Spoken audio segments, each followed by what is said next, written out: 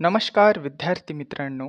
आज आपण male reproductive system याबद्दल क्लास घेणार आहोत. तर आपल्या मानव शरीरामध्ये श्वसन संस्था, मज्जासंस्था, मूत्रसंस्था अशा सर्व संस्थांची रचना व कार्य स्त्री व पुरुषांमध्ये एकसारखीच असतात. फक्त जनन संस्थेची रचना व कार्य पुरुषामध्ये व स्त्रियांमध्ये वेगवेगळी आहेत. तसेच पुनरुत्पादनासाठी या दोन्हीही म्हणजेच पुरुष व स्त्री जनन संस्था एकत्रित याव्या लागतात. याचसोबत स्त्रीकडील स्त्रीबीज म्हणजेच ओहम आणि पुरुषांकडील शुक्रजंतू म्हणजेच स्पर्मॅटोझोआ एकत्रित येऊन दोन्हीच्या यशस्वी मिलनानंतर केंद्रक हा केंद्रकामध्ये मिसळतो आणि सायटोप्लाझममध्ये सायटोप्लाझम मिसळून जाते. नंतर क्रोमोझोमच्या 23 जोड्या तयार होतात. त्यातील एक जोडी ही सेक्स क्रोमोझोमची असते. अशा प्रकारे दोन्हीची एक पेशी तयार होते म्हणजेच एक सेल तयार होते आणि या सेल्सपासून आई वडिलांची लहानशी प्रतिकृती म्हणजे जन्माला येणाऱ्या बाळाची निर्मिती होत असते. तसेच अशा प्रकारे मनुष्य प्राण्यांची वंशावळ वाढते व पुनर्निर्मितीसाठी आवश्यक असणाऱ्या इंद्रियांना जनन इंद्रिय असे म्हणतात.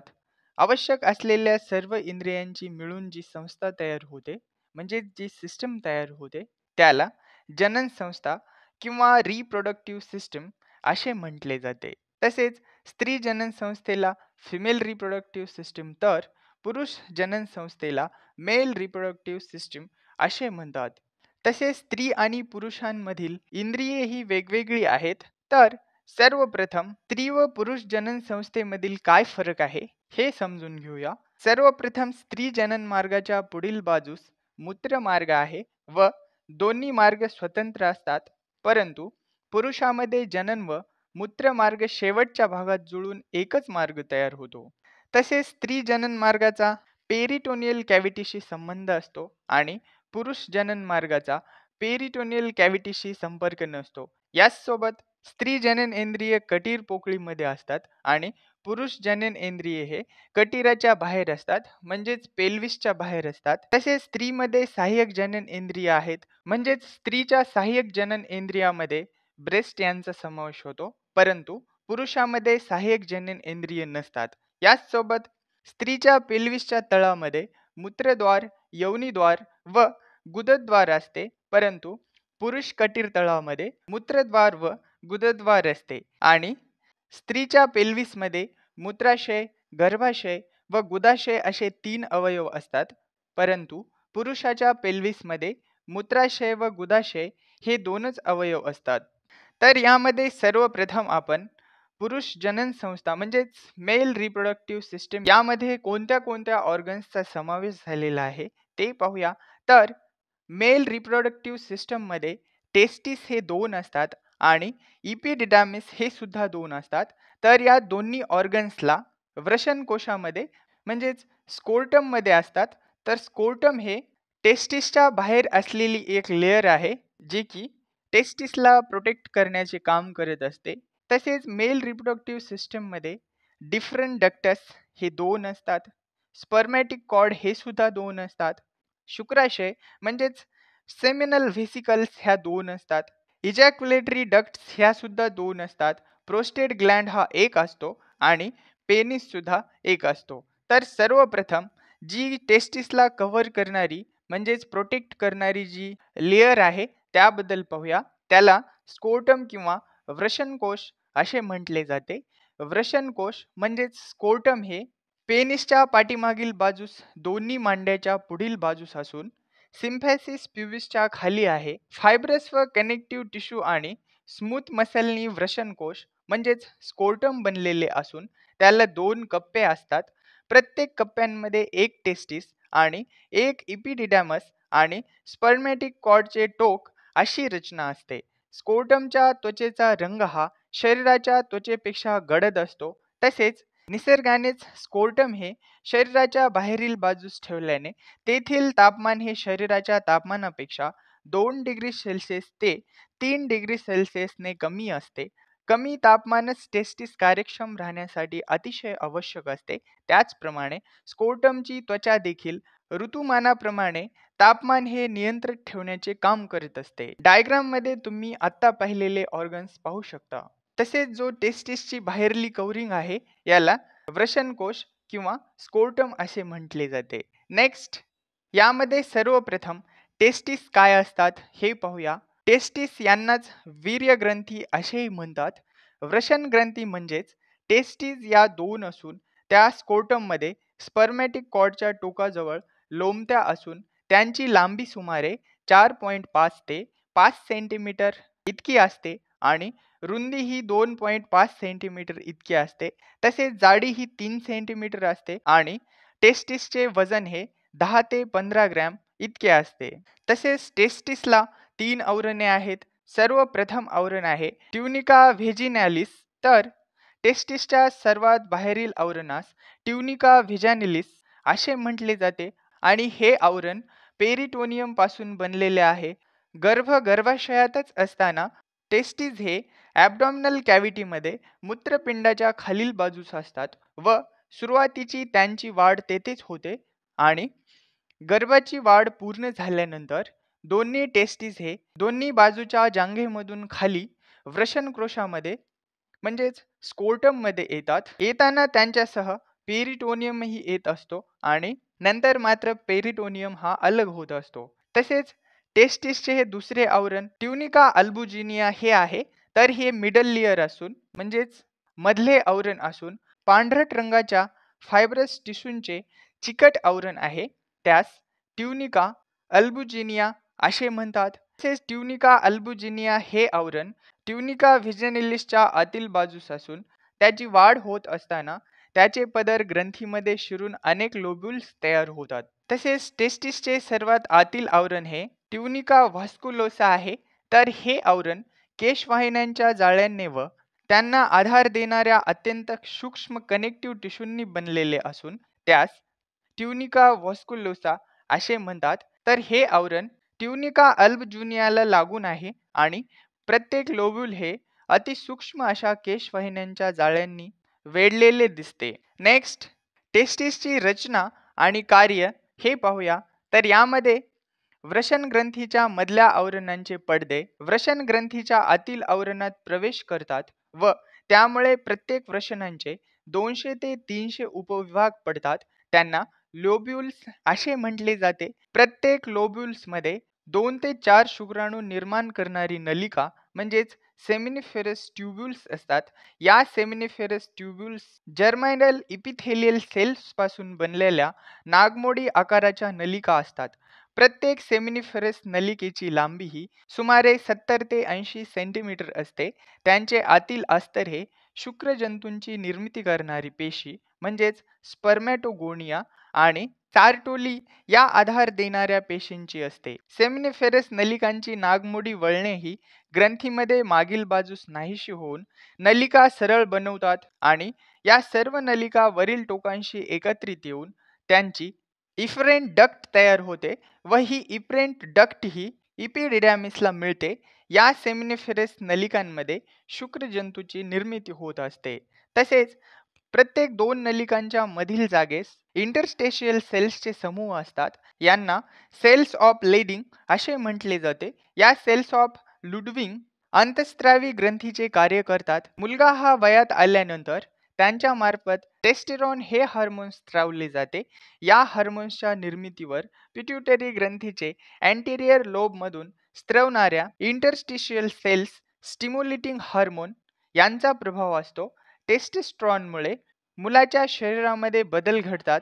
तसेच हाड व स्नायूमधील वाढीमुळे शरीर हे पुरुषासारखे बळकट व दणकट होते. तसेच वजन उंची वाढते. लॅरिंग्सचा वाह होऊन आवाज घोगरा होतो. यालाच घाटी फुटली असे म्हटले जाते. याचसोबत दाढी मिशा येतात. काखेमध्ये, जनन इंद्रियावर, छातीवर, पोटांवर केस येतात.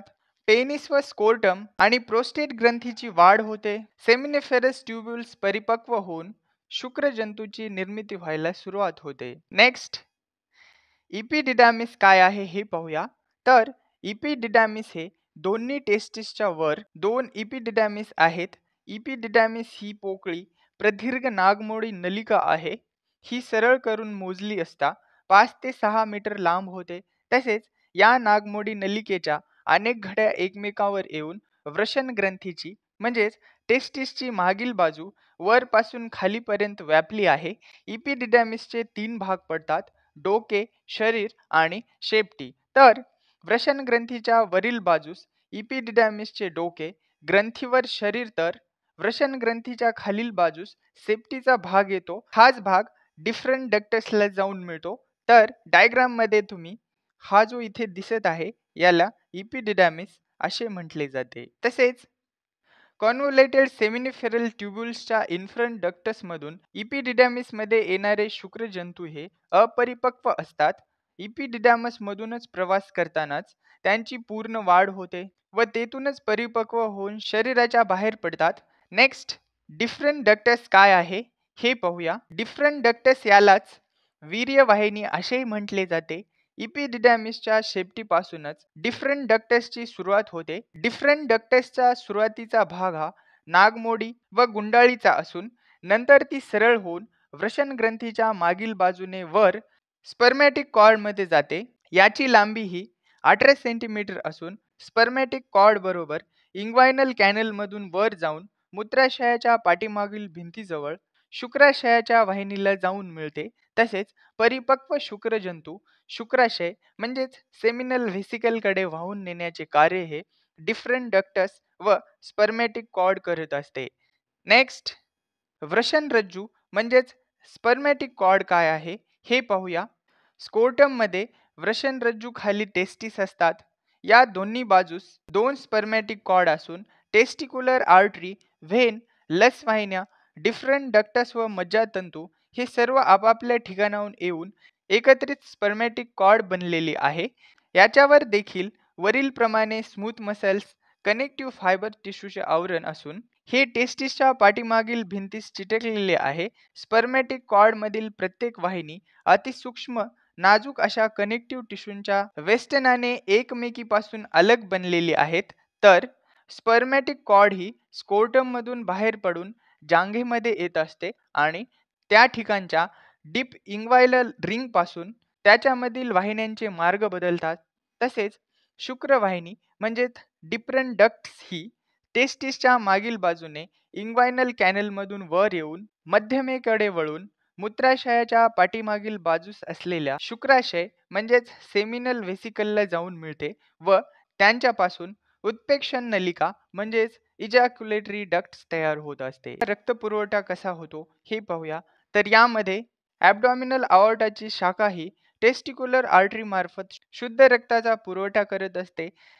याची सुरुवात रिनल आर्टरीच्या खालील बाजूस होते आणि अशुद्ध रक्त हे टेस्टिस पासून निघणाऱ्या टेस्टिक्युलर व्हेन या वरील बाजूस पेल्विक कॅव्हिटीमधून उदर पोकळीत येतात आणि डावी टेस्टिक्युलर व्हेन ही डाव्या रिनल कॅव्हिटीमध्ये उघडते, तर उजवी टेस्टिक्युलर व्हेन ही इन्फेरियर व्हेना कावामध्ये उघडते आणि आपल्याकडील अशुद्ध रक्त हे शारीरिक रक्तभिसरणामध्ये सोडले जाते. तसेच लस वाहिन्यामधील लस ही अऑर्टाच्या भोवती असणाऱ्या लस ग्रंथीमध्ये सोडली जाते.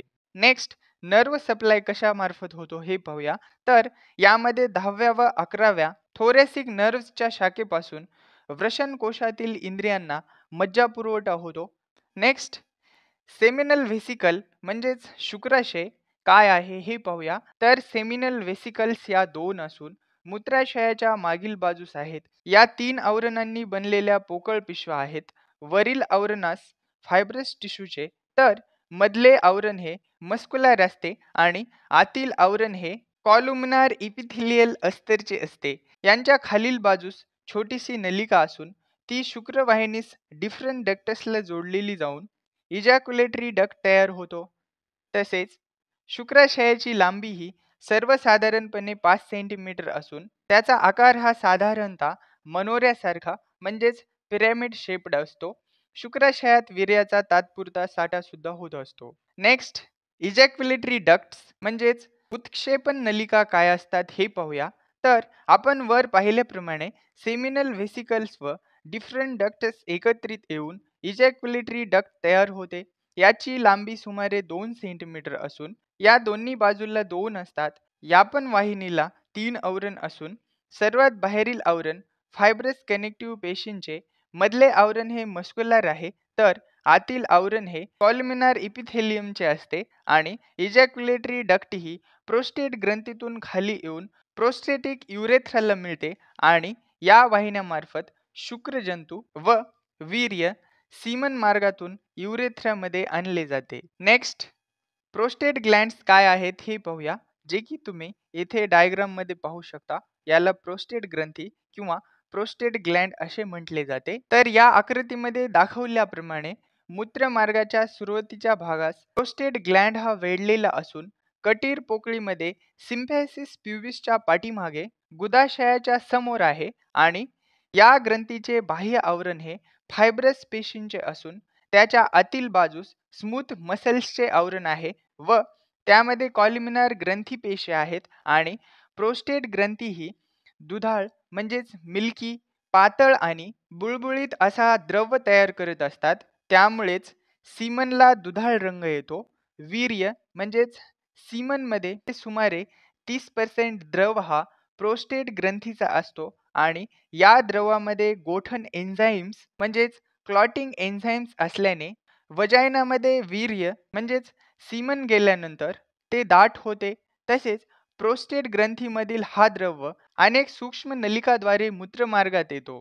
नेक्स्ट, युरेथ्रा आणि पेनिस काय आहे हे पाहूया. तर स्त्रियांमध्ये मूत्रमार्ग हा पूर्णपणे स्वतंत्र आहे, परंतु पुरुषांमध्ये मूत्र व वीर्य बाहेर टाकण्याचा जो मार्ग आहे तो एकच आहे. याची लांबी सुमारे 18 ते 20 सेंटीमीटर असून याचे 3 भाग पडतात. सर्वप्रथम आहे प्रोस्टॅटिक युरेथ्रा. या भागाची सुरुवात मूत्राशयापासून मूत्रमार्गाची सुरुवात होते, म्हणजेच युरेथ्राची सुरुवात होते आणि सुरुवातीस प्रोस्टेट ग्रंथींनी वेढलेल्या मूत्रमार्गास प्रोस्टॅटिक युरेथ्रा असे म्हटले जाते. तसेच मेम्ब्रेनस युरेथ्रा हा एक भाग आहे. तर मूत्रमार्गाचा हा भाग कटीर तळात म्हणजेच पेरिटोनियममध्ये सिम्फेसिस प्युबिसच्या खालील भागाच्या मागे येतो आणि प्रोस्टेट युरेथ्रा संपल्यानंतर बल्ब ऑफ पेनिस पर्यंतच्या लहान अरुंद मूत्रमार्गास मेम्ब्रेनस युरेथ्रा असे म्हटले जाते. तसेच स्पॉन्जी युरेथ्रा हा एक युरेथ्राचा भाग आहे, जो की मूत्रमार्गाचा हा तिसरा भाग असून तो शिश्न म्हणजेच पेनिसमध्ये असतो. हा पेनिसमध्ये असल्याने त्याला पेनाइल युरेथ्रा असे म्हणतात व मूत्रमार्गाला 2 स्पिंक्टर्स असतात. मूत्राशयाच्या ज्या ठिकाणी मूत्रमार्ग जोडला जातो तेथे इंटरनल स्पिंक्टर्स असून ते स्मूथ मसल्स आणि फायबर्सनी अनैच्छिक स्नायूंनी बनलेले आहेत. तर मूत्रमार्गाच्या बाहेरील टोकाशी एक्सटर्नल स्पिंक्टर्स असून तो मूत्रमार्गाच्या मेम्ब्रेन्स पार्टच्या भोवती स्केलेटल मसल्स आणि फायबर्सनी तसेच व्हॉलोएंट्री म्हणजेच ऐच्छिक स्नायूंनी बनलेले आहे. नेक्स्ट, शिश्न म्हणजेच पेनिस काय आहे हे पाहूया. तर पेनिसचे 2 भाग पडलेले आहेत. एक मूळ म्हणजेच रूट आणि दुसरी बॉडी आहे. तर रूट हे पेरिनियम मध्ये असून बॉडीने मूत्रमार्ग म्हणजेच युरेथ्रा हा वेढलेला आहे. पेनिसची बॉडी ही ताठरणारे स्नायू म्हणजेच इरेक्टाईल टिश्यू व स्मूथ मसल्सने तयार झालेल्या 3 स्तंभांनी तयार झालेली आहे. ताठरणाऱ्या स्नायूंना फायब्रस टिश्यूंचा आधार मिळालेला असून या ठिकाणी भरपूर रक्तपुरवठा करण्यासाठी भरपूर रक्तवाहिन्या असतात व या सर्वावर स्किनचे म्हणजेच त्वचेचे आवरण असते. तसेच पेनिसच्या टोकावरील भाग रुंदावल्यामुळे त्रिकोणी दिसतो, त्यास ग्लान्स पेनिस असे म्हणतात व यामध्येच मूत्रमार्गाचे बाह्यद्वार म्हणजेच एक्सटर्नल स्पिंक्टर्स असते. ग्लान्स पेनिसच्या वरील भागावर त्वचेची दुहेरी गडी तयार होऊन ती हलत राहते. तिलाच अग्रत्वचा किंवा फोरस्किन असे म्हटले जाते. तर पेनिसला रक्तपुरवठा हा इंटरनल फुडंडल आर्टरीच्या शाखा डॉर्सल व बल्बर आर्टरी मार्फत पेनिसला शुद्ध रक्ताचा पुरवठा करत असतात आणि अशुद्ध रक्त हे इंटरनल व पुडंडल व इंटरनल इलियाक व्हेन मध्ये सोडले जाते. नेक्स्ट, सीमन म्हणजेच वीर्य काय आहे हे पाहूया. तर संभोग करण्याच्या वेळेस पुरुषाच्या मूत्रमार्गातून जो दुधाळ तसेच मळकट पांढरट रंगाचा द्रव बाहेर येतो त्याला वीर्य किंवा सीमन असे म्हटले जाते. नेक्स्ट, वीर्याचे गुणधर्म काय आहेत ते पाहूया. तर यामध्ये प्रमाण हे प्रत्येक वेळेस 2 ते 5 मिली इतके असते. त्याचा रंग हा मळकट, दुधाळ आणि पांढरा रंग असतो. तसेच याची रिॲक्शन ही किंचित अल्कलाईन असते. नेक्स्ट, वीर्यामध्ये काय घटक असतात हे पाहूया. तर यामध्ये शुक्रजंतू म्हणजेच स्पर्मॅटोझोआ हे 20 ते 25 कोटी असतात. तसेच शुक्रजंतूचे पोषण करणारा सेमिनल व्हेसिकलमधील स्त्राव हा सीमनमध्ये असतो. तसेच प्रोस्टेट ग्रंथीचा दुधाळ रंगाचा पांढरा द्रव सुद्धा असतो.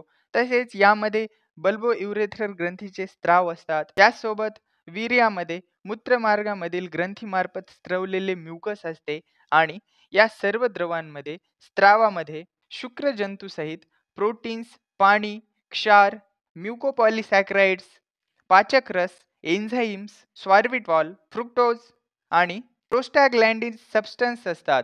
तर शुक्रजंतूचे प्रमाण हे 50% कमी असल्यास तसेच शुक्रजंतू अपरिपक्व असल्यास व्यक्ती हे प्रजो उत्पादनास असमर्थ असतो. नेक्स्ट, इजॅक्युलेशन म्हणजेच वीर्यस्खलन क्रिया कशी असते हे पाहूया. तर यामध्ये संभोग करण्याच्या वेळी पेनिसमधील रोहिण्यांच्या रक्तप्रवाहामध्ये वाढ होतो व प्रसरण पावलेल्या असतात. तर नीला आकुंचन पावलेल्या असतात. त्यामुळे कार्पोरा कव्हरनोसामधील दाब वाढून पेनिस ताठर बनते व उभे राहते. यावेळेस इपॅडिडॅमसमधील शुक्रजंतू बाहेर पडून डिफरंट डक्टस मार्फत इजॅक्युलेटिंग व डक्टवे तेथून मूत्रमार्गात येतात. नंतर डिफरंट डक्टसमधील स्मूथ मसल्सला येणाऱ्या शक्तिशाली लयबद्ध आकुंचनामुळे वीर्य हे म्हणजेच सीमन हे डिफरंट डक्टसमधून बाहेर पडते. त्याचप्रमाणे सेमिनल व्हेसिकल्स व प्रोस्टेट ग्रंथीलाही आकुंचन येऊन त्यांचाही स्त्राव त्यामध्ये मिसळला जाऊन मूत्रमार्गावाटे शुक्रजंतूसहित हे सर्व स्त्राव स्त्रीच्या योनिमार्गामध्ये सोडले जातात. त्यास संभोग क्रिया असे म्हणतात व वीर्यस्खलन होऊन संभोगाची क्रिया ही संपताच रोहिण्या ह्या आकुंचन पावतात व नीला शिथिल झाल्यामुळे शिश्नावरील ताठरपणा नाहीसा होऊन ते मूळ स्वाभाविक स्थितीमध्ये येतात. ज्यावेळेस संभोगाची क्रिया नसते परंतु वीर्यवरील मार्गाने व पद्धतीने मूत्रमार्गातून बाहेर पडते त्यास वीर्यस्खलन म्हणजेच इजॅक्युलेशन असे म्हणतात. नेक्स्ट, शुक्रजंतूची वाढ व विकास कसा होतो हे पाहूया. यामध्ये शुक्रजंतूची वाढ व विकासास स्पर्मॅटोजेनेसिस असे म्हणतात. शुक्रपेशींची निर्मिती ही सेमिनिफेरस ट्युब्युल्स मध्ये होते. त्यास स्पर्मॅटोगोनिया असे म्हटले जाते. नेक्स्ट, स्पर्मॅटोगोनिया याची वाढ विभाजन पद्धतीने म्हणजेच डिवाइड बाय मायटोसिस या पद्धतीने होऊन प्रायमरी स्पर्मॅटोसाइडमध्ये रूपांतर होते. नंतर प्रायमरी स्पर्मॅटोसाइड यांची वाढ अर्धविभाजन पद्धतीने होऊन सेकंडरी पर्मॅटोसाइडमध्ये रूपांतर होऊन सेकंडरी पर्मॅटोसाइड यांची वाढ परत विभाजन पद्धतीने होऊन स्पर्मॅटॉइडस यामध्ये रूपांतर होते. नंतर स्पर्मॅटॉइडस मधून या ठिकाणी त्याचे परत विभाजन न होता हळूहळू वाढ होऊन पूर्ण वाढीचे 4 शुक्रजंतू निर्मित होतात व शुक्रजंतूंना अन्न पुरवठा करण्याचे कार्य आधारपेशी करत असतात.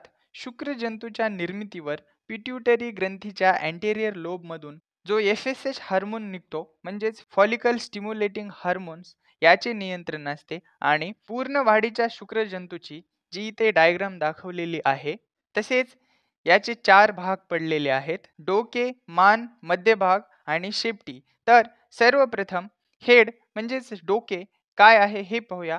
तर यामध्ये शुक्रजंतूचे डोके हे अंडाकृती असून DNA युक्त केंद्रकाने न्यूक्लियसचे आणि ओहमचे कवच नरम करण्यासाठी आवश्यक असलेल्या हायल्युरोनिडोज एन्झाईमने भरलेले असते. बॉडीमध्ये शेपटीच्या हालचालीसाठी इंधन पुरविणारा मायटोकॉन्ड्रिया असतो. या इंधन शक्तीमुळेच शुक्रजंतू हा स्त्री जननेंद्रियामध्ये इच्छित स्थळापर्यंत पोहोचतात. थँक्यू.